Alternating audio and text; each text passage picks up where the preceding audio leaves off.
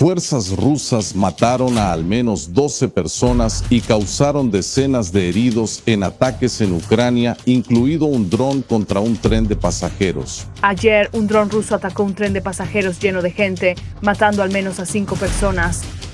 Fue en el noreste de Kharkov.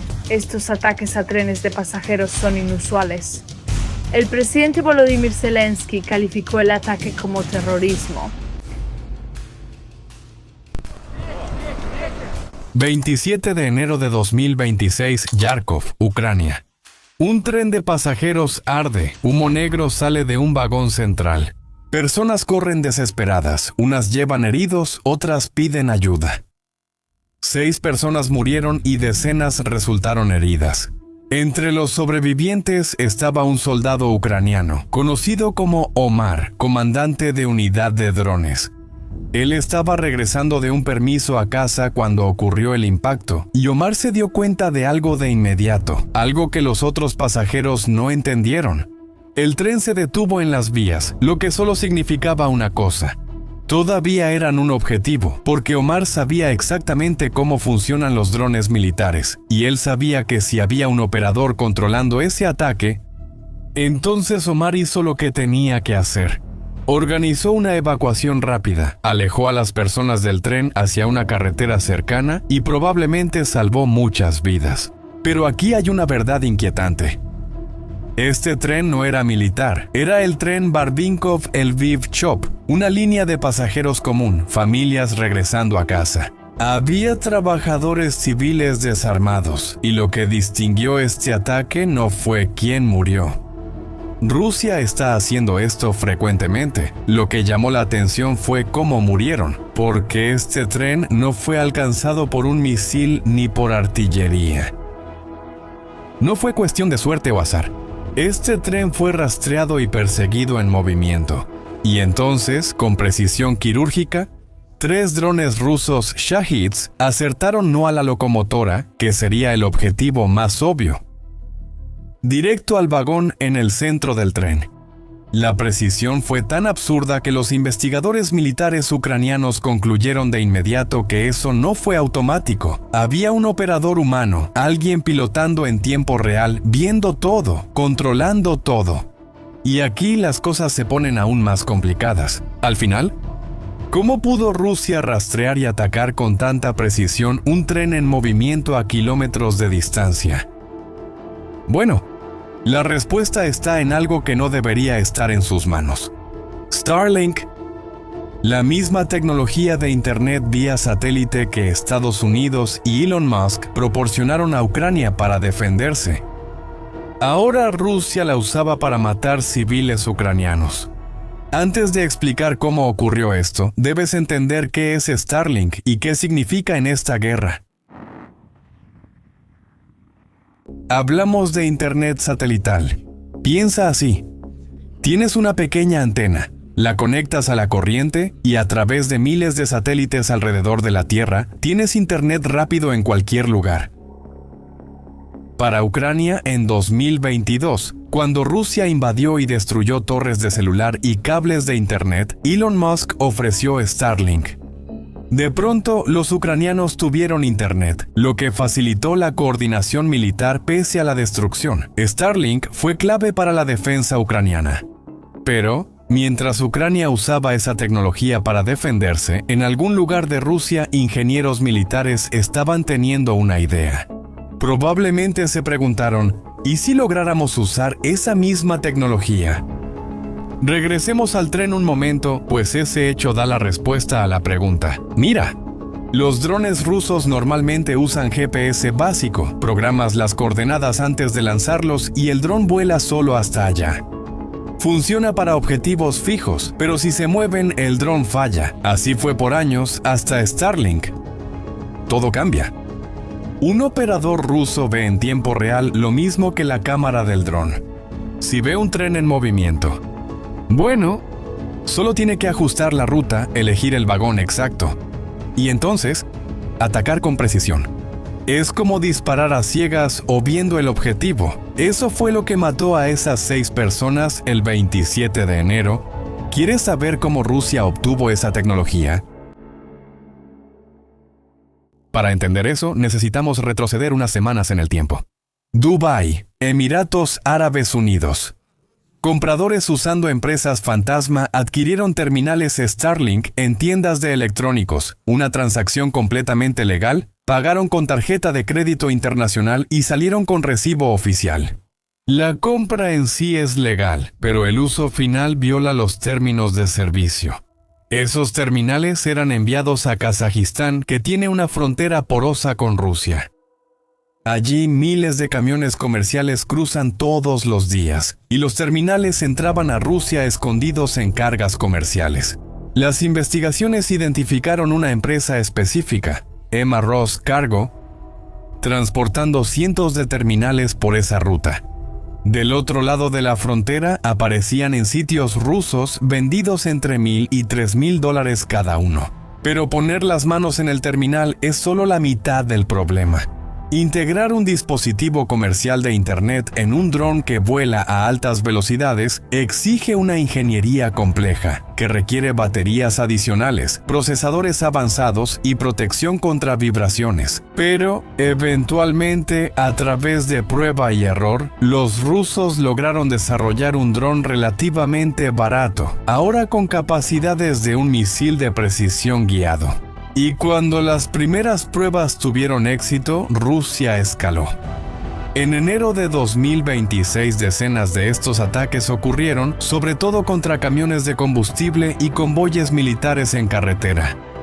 Y luego, el 27 de enero, ese tren, 6 muertos, decenas de heridos. La presión sobre Elon Musk estaba por explotar públicamente.